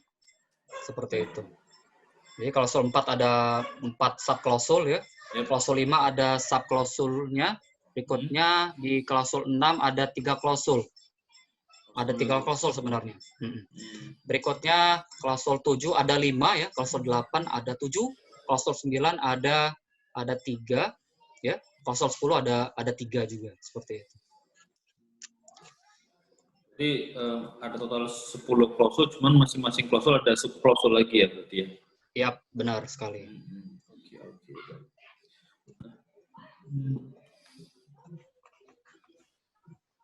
Oke, tadi ada 63 itu ada perencanaan perubahan, teman-teman. Bukan sasaran mutu ya. Ada perencanaan perubahan. Oke, baik. Ini ada pertanyaan dari teman kita, Mas Adam. Ya, silakan. Namanya tidak disebut.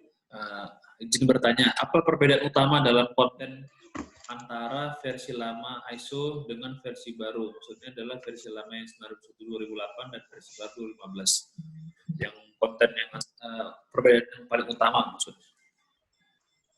Kalau konten kalau kita ingat konten YouTube gitu kan ya. Konten YouTube itu hal-hal apa yang buat pemirsa itu menjadi tertarik untuk melihat gitu kan ya. Nah, kalau kita lihat konten dengan yang konten ISO 45001 nggak jauh berbeda, gitu kan ya, terkait MR, gitu kan ya, terkait dengan susunan itu sendiri, ya, terkait dengan istilah-istilah yang tadi saya sudah jelaskan ya, terkait awalnya adalah produk menjadi produk dan jasa, gitu kan ya, terkait dengan ya tadi ada terkait informasi terdokumentasi, gitu kan ya, sebelumnya adalah dokumen gitu kan ya, yang harus disediakan oleh perusahaan. Dan apalagi ya, konteks organisasi gitu kan ya, dan ada kata peluang yang sebelumnya di 2008 tidak tersedia. Nah ini di 2001 2015 ada peluang begitu. Oke, baik. Terima kasih. Ya, terima kasih atas jawabannya. Lalu ini dari teman kita, halo Pak Martono. Ya, Pak Martono ini sudah sering ikuti webinar dari 5 Prima Solusindo. Ya, saya akan bacakan ya pertanyaan dari Pak Martono terkait dengan ISO 9001-2015. Apakah global anti-bribery dan Code of Conduct bisa masuk dalamnya? Karena di perusahaan kami kedua materi itu menjadi kewajiban tiap karyawan untuk mentaatinya. Anti-bribery. Ini di luar 9001 ya? Iya. Ya. Kalau di anti-bribery yang baru, oke. Tetap ada klausul juga, klausul di klausul 4. Jadi high level structure tetap ada di sana, Mas. Jadi klausul 4 ada, konteks organisasi, kebutuhan harapan pihak yang berkepentingan, gitu kan ya. Terus lagi di klausul 6 terkait risiko dan peluang juga ada, komitmen manajemen ada, gitu kan ya. Apakah bisa diintegrasikan? Sangat bisa, karena sudah mengandung HLS. Annex SL, high level structure di sana. Ada konteks organisasi, ada kepemimpinan, ada perencanaan, ada support, ada apa lagi? ada terkait dengan operasional, ada monitoring, pengukuran, terus lagi ada perbaikan. Seperti itu. Sangat bisa diintegrasikan. Ya. Oke, baik. Terima kasih atas jawabannya Mas Adam. Ya, silakan Yap. Pak Mortono. Kalau misalnya ada pertanyaan berikutnya, silakan klik lagi untuk bertanya. Ya, kami tetap menunggu teman-teman yang lain untuk bertanya. Jadi, oke, baik. Ini ada pertanyaan nih. Yang mana yang lebih dahulu diterapkan SMK 3 atau ISO untuk perusahaan? Mungkin Mas Adam bisa menjawab, silakan. Nah, ini konteksnya berbeda ya. Kalau terkait SMK 3 berarti kan sistem manajemen K3 ya. Tentunya isu, Tapi ISO-nya nggak disebutkan nih masalahnya. ISO-nya beliau nggak sebutkan ISO yang mana. Nah, tergantung daripada peraturan perundangan dan kondisi di internal perusahaan. Kalau kita bicara di PP 50 tahun 2012 terkait SMK 3, pasal 5 ayat 2, nah itu ada syarat dan ketentuan berlaku ya untuk perusahaan menerapkan SMK 3. Nah, itu ada 100 orang atau gitu kan ya, potensi bahaya tinggi. Yang kemudian dijelaskan lagi perusahaan yang wajib disertifikasi di pasal 16. Ada perusahaan bergerak di bidang pertambangan minyak dan gas, gitu kan ya? Artinya di sini perlu dibedakan perusahaan yang wajib menerapkan SMK 3 atau perusahaan yang wajib dinilai atau disertifikasi SMK 3. Nah, itu tergantung perusahaan masing-masing. Tapi kalau kita bicara terkait dengan ISO 9001, nah ini kebanyakan adalah requirement dari pihak-pihak yang berkepentingan dalam ini adalah klien, itu kan ya. Maka dengan itu banyak sekali perusahaan-perusahaan yang memang ya nggak lengkap rasanya kalau perusahaan tersebut belum tersertifikasi ISO 9001, sehingga memang menjadi suatu kewajiban dari pihak eksternal untuk perusahaan mensertifikasikan perusahaannya menjadi ke dalam sistem manajemen mutu ISO 9001 2015. Mau didahulukan yang mana tergantung kebutuhan perusahaan masing-masing. Tapi kalau bicara sudah terkait peraturan perundangan, maka mau nggak mau harus kita comply dulu terkait dengan SMK 3 PP 50 2012 jika kena persyaratannya, ya, jika memenuhi persyaratan di pasal 5 ataupun di pasal 16. Seperti itu. Namun kalau kita bicara terkait dengan pengakuan, gitu kan ya, kalau kita ingin diakui, berarti kan diakui terbukti kalau di penerapan, gitu kan ya, kalau kita menerapkan kan kita nggak diakui ini tersertifikasi. Tapi kalau misalkan kita menerapkan dan dinilai, gitu kan ya, dan ada sertifikatnya, berarti kita diakui secara nasional ya untuk peraturan perundangan terkait SMK 3. Nah, itu sebaiknya adalah perusahaan mengajukan diri untuk dia diaudit SMK 3 PP 50. Tapi kalau ISO 9001 untuk diakuinya, maka perusahaan ketersediaannya secara sukarela untuk diaudit oleh lembaga sertifikasi. Seperti itu. Baik, terima kasih. Yep. Oke, ada pertanyaan berikutnya Mas Adam dari rekan kita sama Bapak Fauzan. Ya, beliau ingin bertanya, apakah manfaat dari penerapan ada ISO 9001 2015? Terus bagaimana sih langkah-langkah agar penerapan ISO tersebut bisa berhasil? Terima kasih.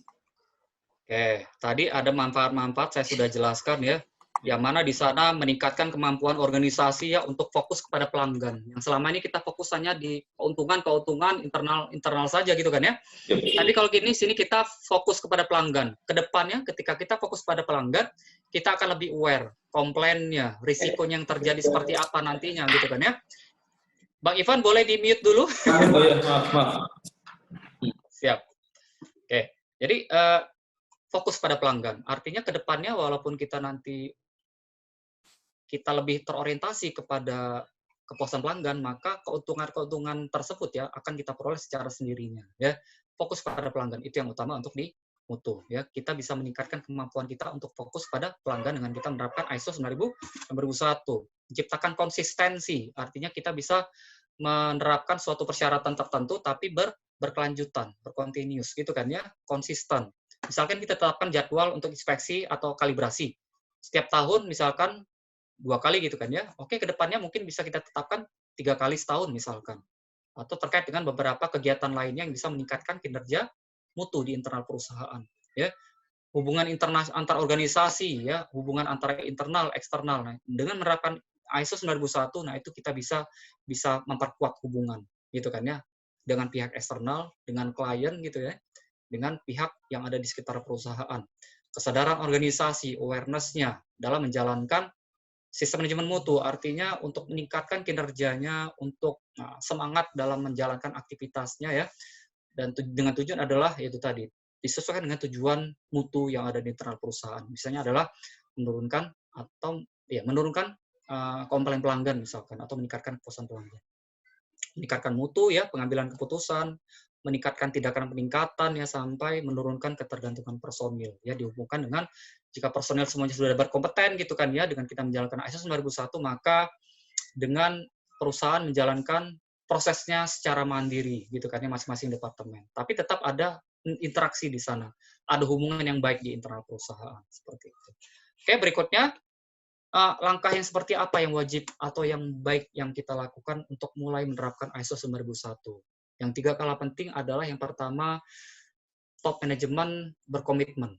Sekali lagi kita bicara sistem manajemen, kita bicara komitmen. Karena kalau ketika top manajemen tidak menjalankan atau tidak fokus ya dalam menjalankan sistem manajemen ini, maka ke bawah-bawahnya nanti akan efektivitas daripada penerapannya akan terganggu.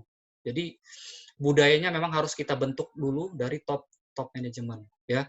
Dan berikutnya itu tadi, dari klausul 5 kita masuk ke klausul 4 gitu kan ya, penentuan arah organisasi, penentuan isu internal eksternal gitu kan ya, kebutuhan harapan pekerja dan pihak-pihak yang berkepentingan ya, menetapkan setelahnya adalah ruang lingkup, dan juga nanti kita kaitkan dengan risikonya, peluangnya. Artinya kan siklus PDCA itu harus kita terapkan ya. Dari klausul 4 sampai klausul 6 itu adalah plan gitu kan ya. Berikutnya klausul 7 sampai dengan klausul 8 itu adalah do. Klausul 9 itu adalah check. Klausul 10 itu adalah action. Seperti itu teman-teman. Kita jalankan ya. Tetap yang pertama tadi adalah komitmen manajemen ya.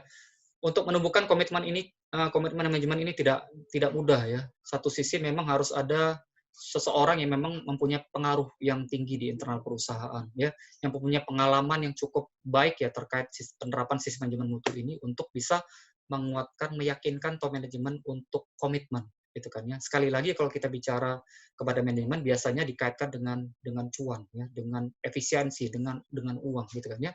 Untungnya kita menerapkan sistem manajemen mutu ini apa? Kedepannya adalah bisa menambah nilai gitu kan ya, value, bisa menambah keuntungan gitu kan ya, bisa menurunkan risiko terkait dengan komplain pelanggan gitu kan ya, bisa meningkatkan kepuasan pelanggan. Nah, itu kita kaitkan lagi dengan beberapa persyaratan yang harus diwajibkan dilaksanakan oleh di internal perusahaan, kita sampaikan kepada manajemen. Biasanya top manajemen mempunyai waktu yang terbatas kan gitu ya, sehingga memang butuh orang-orang yang mempunyai kemampuan bargaining yang baik ketika melakukan pengajuan kepada manajemen. Seringkali gagalnya kita melakukan rekomendasi, memberikan suatu saran kepada top manajemen karena diawali dengan komunikasi yang tidak efektif. Maka dengan itu diperlukan orang-orang yang mempunyai pengalaman, mempunyai kemampuan komunikasi ya, terkait dengan satu lagi, terkait dengan risiko, mutu, atau peluang-peluang lainnya ya, yang pernah dia lakukan di perusahaan sebelumnya ya, atau mungkin yang akan dia rencanakan ke depan. Seperti itu ya. Khususnya kalau risiko ke depannya dia akan berupaya untuk menegosiasikan kepada top manajemen untuk bisa diturunkan. Artinya itu akan signifikan untuk bisa meningkatkan penghasilan di internal perusahaan. Kan gitu ya. Risikonya diturunkan, maka pelanggan puas kepada kita. Pelanggan repeat order kepada kita. Contoh LPS, memberikan sertifikat pelayanan yang baik buat teman-teman. Secara free gitu kan ya, gratis. Kedepannya mungkin LPS memberikan bonus gitu kan ya, memberikan reward. Saat ini saya belum pernah dengar nih LPS memberikan reward. Berikutnya, kedepannya mungkin memberikan suatu event pelatihan yang mana di sana ada memberikan misalkan dalam satu hari ada 4 sertifikat gitu kan misalkan. Di mana di sana ada kegiatan workshop gitu kan ya. Artinya di sana ada suatu ruang untuk mengimprove teman-teman terkait ilmu. Bisa jadi terkait dengan sistem manajemen mutu, sistem manajemen lingkungan misalkan, atau K3, atau kedepannya mungkin bicara terkait dengan anti bribery gitu kan ya, atau sistem keamanan informasi misalkan. Dan beberapa hal lain yang akan ke depan LPS berikan kepada teman-teman sebagai klien gitu kan ya. Dan kedepannya diharapkan LPS mendapatkan repeat order seperti itu. Nah, itu tujuan kita menerapkan ISO 9001 2015. Seperti itu, teman-teman, yang bisa saya sampaikan.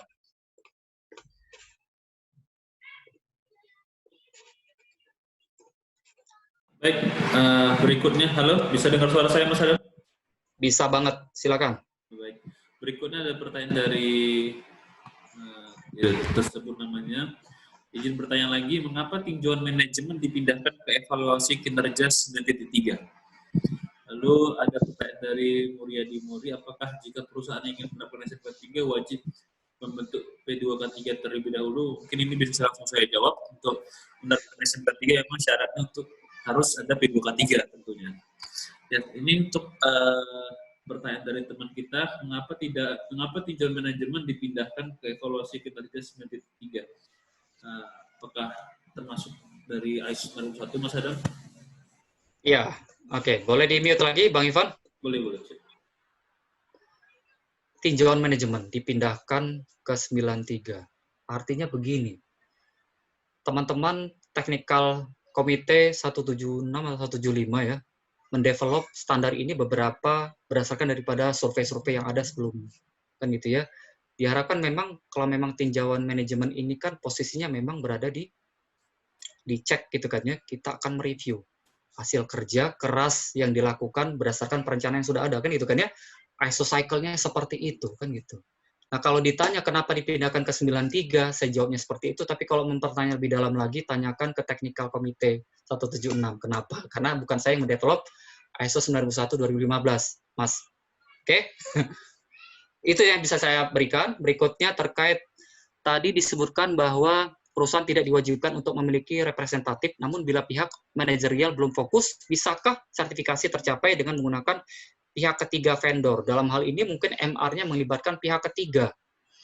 Sekali lagi, untuk tanggung jawabnya harus kembali lagi kepada manajemen puncak, top manajemen. Kan gitu ya. Kalau misalkan MR-nya pakai pihak ketiga, sekali lagi tanggung jawabnya juga harus jelas, harus clear.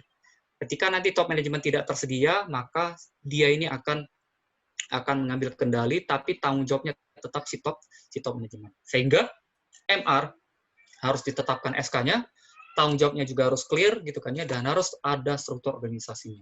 Nah, bagaimana dia ditetapkan sebagai vendor atau mungkin sebagai pihak ketiga yang memberikan jasa, khususnya berperan sebagai MR, ya ini memang harus kita pastikan juga servis yang diberikan oleh vendor tersebut seperti apa, seleksinya juga kita harus pastikan seperti apa, kriterianya seperti apa yang kita inginkan gitu kan ya, dan itu proses-proses itunya sebenarnya. Anggap adalah proses semacam seleksi evaluasi lah gitu kan ya, untuk vendor kita misalkan ya, seperti apa requirement-nya dan apa saja yang harus mereka sediakan, terus lagi legalnya seperti apa, kompetensinya tentunya terkait MR tersebut. Apakah dia sudah mengikuti pelatihan terkait dengan sistem manajemen mutu atau lead auditor misalkan untuk ISO 91 2015 IRCA certified misalkan seperti itu. Kompetensinya juga kita harus tetapkan gitu kan ya sebelum kita meng-hire si MR ini. Dalam hal diperbolehkan, ya diperbolehkan saja untuk MR, tapi sekali lagi tanggung jawab masih kembali kepada si manajemen puncak terkait penerapan sistem manajemen mutu. Seperti itu, Mas. Ini namanya anonymous attendee. Oke? Silakan. Ya, terima kasih, Mas Adam. Ya, tadi namanya tidak ada. Berikutnya tadi pertanyaan yang sama dari Pak Ahmad, Pak Faujan. Pertanyaan lanjutannya adalah bagaimana tips implementasi dan contoh dari ISO 9001 di perusahaan? Terima kasih, Mas Adam. Kalau kita bicara tips implementasi, singkat cerita, kita kembali lagi kalau di 9001 2015 ya. Tadi kita bicara terkait dengan proses. Artinya semua kegiatan kita berbasis proses. Oke? Kita bicara input, kita tetapkan persyaratannya, kita tetapkan output apa saja persyaratannya.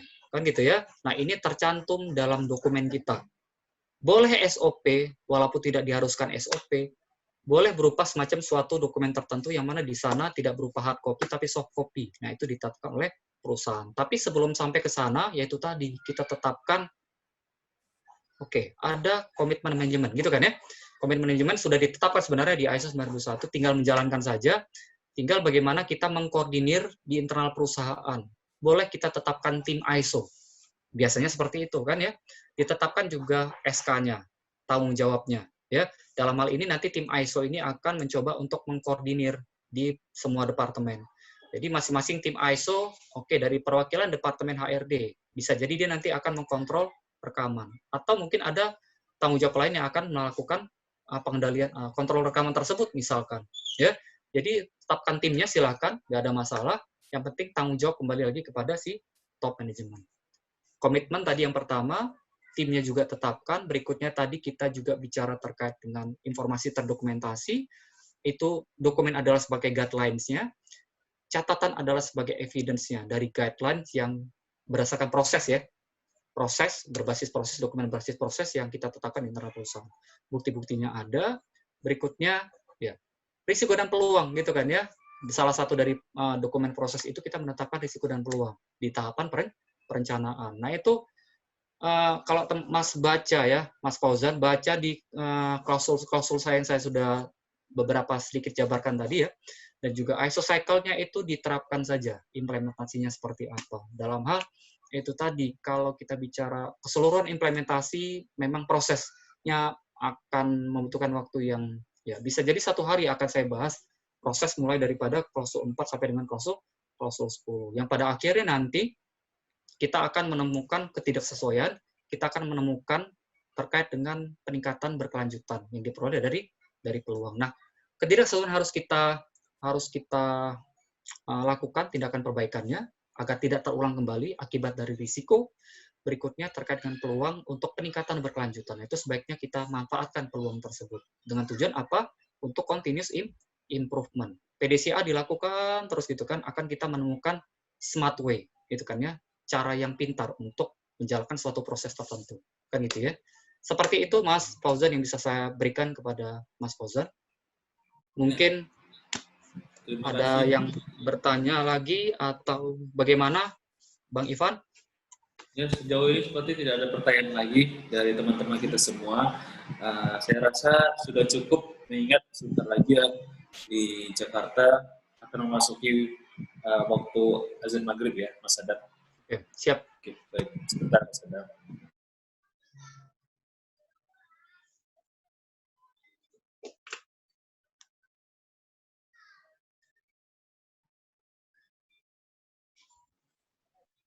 Ya, baik, teman-teman semua. Sepertinya tidak ada pertanyaan lagi dari teman-teman kita, Mas Adam. Maka untuk sesi webinar kali ini dengan judul ISO 9001-2015, maka kita akan akhiri. Ya, sekali lagi, bagi teman-teman yang ingin mendapatkan info dan sertifikat, silakan hubungi admin kami atas nama Fadil di nomor WhatsApp 0813 96 14 0522. Biaya hanya 75.000 saja untuk mendapatkan 2 item tersebut. Oke, Mas Adam, terima kasih banyak atas pemaparan materi pada hari ini, Mas Adam. Semoga kita bisa memberikan materi lagi kepada teman-teman semua. Insya Allah. Ya, baik. Tentunya nanti kita sesuaikan dengan jadwal yang padat dari Mas Adam ya. Oke, ya baik. Tapi Mas Adam, gimana keadaannya di sana? Aman ya di daerah perumahan dan juga Jakarta? Kalau Jakarta beberapa yang dianggap merah gitu kan ya, dan walaupun memang proyek mulai bertambah gitu kan ya, beberapa klien mulai manggil gitu, jadi ya satu sisi kita mengkondisikan kita harus pakai masker gitu kan ya, kita harus senantiasa fit gitu, jangan sampai nanti ketika kita berada di lokasi klien posisinya nggak fit, nah itu berpotensi tertular. Seperti itu, Bang Ivan. Benar, berarti ada berita terkait dengan black zone di Jakarta itu hoax berarti ya? Saya baru dengar black zone. Iya. Saya baru dengar seperti itu di grup. Siap. Oke, baik. Siap. Baik teman-teman, sekali lagi kami ucapkan terima kasih banyak telah bergabung di webinar kami mengenai ISO 9001-2015. Silakan follow Instagram kami di Jadwal Training LPS dan juga 5 Prima Solusindo agar teman-teman tidak ketinggalan webinar gratis dari 5 Prima Solusindo dan juga training-training sertifikasi Kemenaker RI lainnya. Baik, akhir kata Mas Adam, terima kasih banyak juga Mas Adam. Semoga kita bisa memberikan lagi materi ke depannya. Baik, Amin. terima kasih. Selamat sore. Assalamualaikum warahmatullahi wabarakatuh. Salam safety. Waalaikumsalam. Baik. Oke. Ya. Waalaikumsalam warahmatullahi wabarakatuh. Ya.